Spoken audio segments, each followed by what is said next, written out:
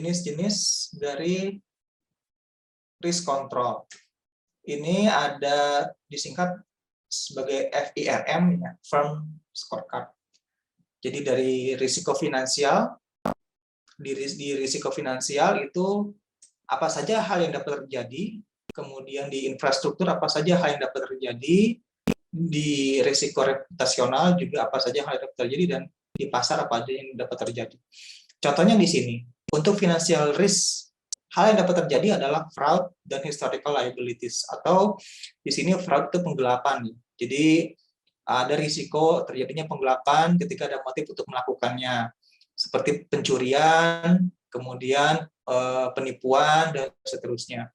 Ada lagi historical liabilities, kewajiban yang timbul dari aktivitas organisasi sebelumnya. Mungkin kalau saya dapat ambil contoh, mungkin ketika suatu organisasi itu misal membeli suatu tempat sebagai cabang misalkan di suatu daerah. Nah, ternyata hak guna bangunan atau IMB dari gedung tersebut ternyata bermasalah. Nah, itu dapat menjadi risiko bagi organisasi. Dan seterusnya. Di sini ada apalagi terkait dengan risiko infrastruktur. Di risiko infrastruktur ini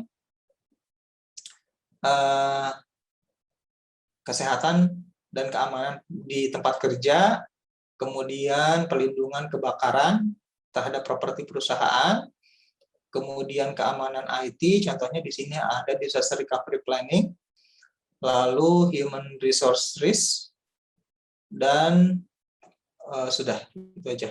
Sedangkan untuk di resiko reputasi itu ada perlindungan merek, ya, perlindungan merek di sini. Kemudian terkait tanggung jawab terhadap lingkungan, juga itu merupakan hal yang perlu diperhatikan. Itu untuk jenis-jenis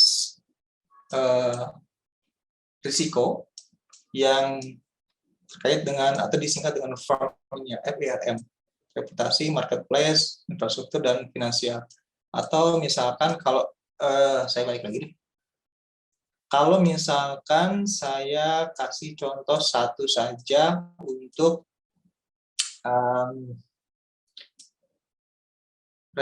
regulatory risk di sini, ya, kepatuhan terhadap suatu peraturan.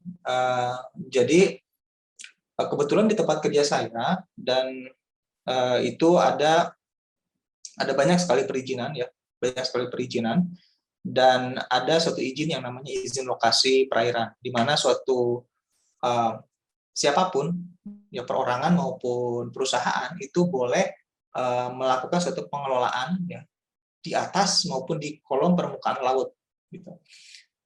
Seperti layaknya di darat, ya. Kalau di darat itu kan ada akta tanah, sertifikat tanah. Nah, di laut itu ada namanya izin dasar, namanya izin lokasi perairan di laut.